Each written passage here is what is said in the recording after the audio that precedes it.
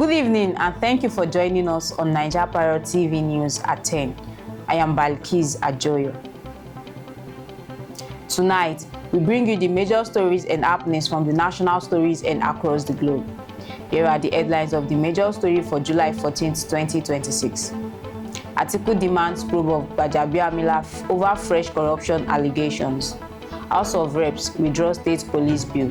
Begins consideration of Tinubu's proposal.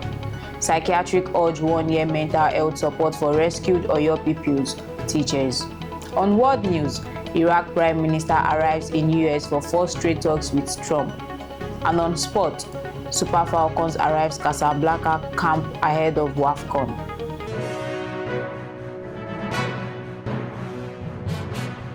Now the news in details. The presidential candidate of the African Democratic Congress (ADC) for the 2027 election, Alhaji Atiku Abubakar, has called for an independent investigation into fresh corruption allegations against President Bola Tinubu's Chief of Staff, Mr. Gbajabiamila. In a statement released on Tuesday by the Atiku Media Office, the former vice president said the allegations were too weighty to be ignored, stressing that no public official should be above scrutiny. The former vice president's demand follows a report by Pupils Gazette, which alleged that Gbajabiamila unlawfully diverted oil and gas royalties from the Nigerian Upstream Petroleum Regulatory Commission (NUPRC) through what it described as an illegal presidential approval. Away from that, the House of Representatives has withdrawn its proposed constitutional amendment seeking the establishment of state police, opting instead to consider a similar bill submitted by the President Bola Tinubu-led Executive Council. The decision was announced during Tuesday's plenary, where lawmakers gave the executive-sponsored state police bill its first and second readings before referring it to the House of Committee on Constitutional Review for further legislative consideration.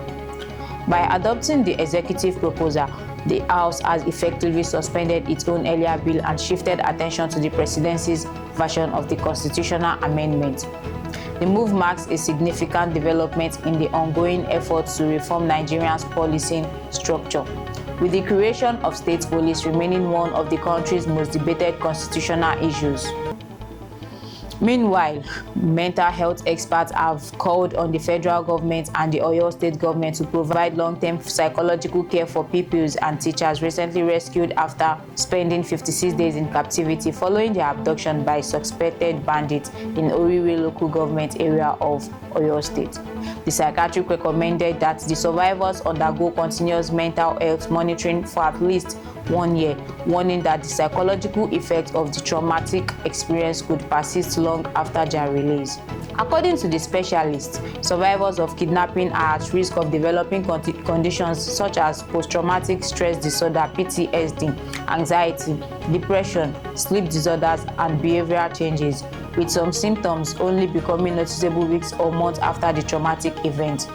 Tonight on World News, Iraq Prime Minister Ali al-Zaidi arrived in the United States on Tuesday for talks with US President Donald Trump, making his first foreign visit since taking office in May, aiming to deepen economic ties while navigating pressure over Iran-backed armed groups. Iraqi government spokesperson Ada al-Budi said al-Zaidi is expected to sign agreements on energy and trade, seek greater investment from US companies, and discuss Iraq's plans to expand oil production and diversify export routes amid growing concerns over the security of the Strait of Hormuz.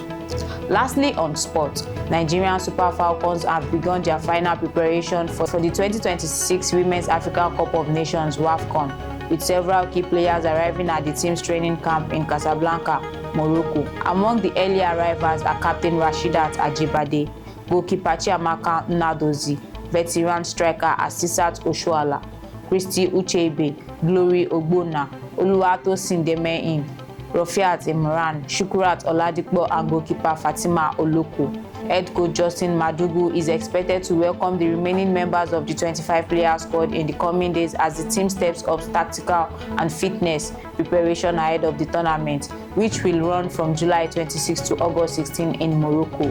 And that concludes our news for tonight. Stay connected with us. Follow us on all social media platforms and visit www.9japarrot.com for more breaking news and in-depth reports. I am Balikis Ajoyo. Thank you for watching. Good night.